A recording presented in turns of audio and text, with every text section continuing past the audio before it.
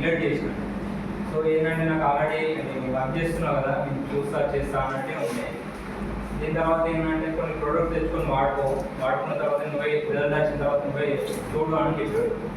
సరే అంటే ఫస్ట్ ఏం తెచ్చుకోవాలనేసి నేను కొన్ని ప్రోడక్ట్ తెచ్చుకున్నాను. అంటే సోప్ ఇవ్వచ్చు, అంటే సోపు అంటే పేస్ట్, ఒకటి హెయిర్ ఆయిల్ అన్నట్టు తెచ్చుకున్న తర్వాత ఏంటంటే నాకు ఫస్ట్ హెయిర్ ఫాల్ అనేది ఎక్కువ ఉంది, ప్రతిరోజు అనేది హెయిర్ ఫాల్ ఉంది.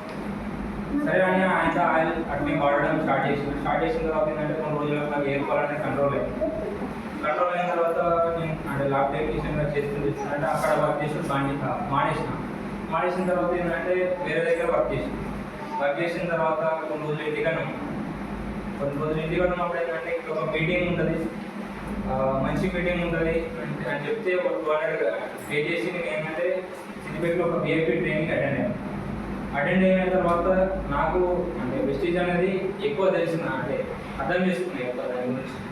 ఆ తర్వాత ప్లాన్ అంటే ఇట్లా ఉంటుంది, ప్లాన్ అంటే ఇట్లా ఉంటుంది, ప్రతి ప్రోడక్ట్ డెమో అంటే ఇట్లా ఉంటుంది, ప్రతి ప్రోడక్ట్ గురించి క్వాలిటీ గురించి తెలుసుకొని వెస్టీజ్ గురించి స్టార్ట్ చేసిన.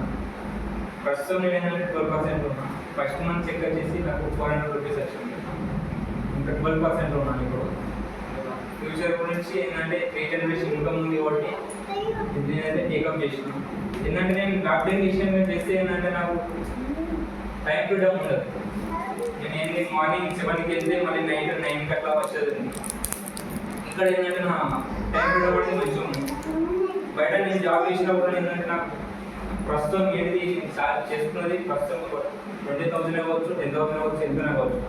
నేను జాబ్ చేస్తే నా మందమే వస్తుంది. ఇందులో ఏంటంటే ప్రీ జనరేషన్ ఇన్కమ్ ఉంది, అంటే నేను నాకు కాక నా నెక్స్ట్ జనరేషన్ కూడా వస్తుంది కాబట్టి ఈ ప్రీ జనరేషన్ ప్లాన్ ఇన్కమ్ అంటే నాకు నచ్చి నేను టేకప్ చేసాను.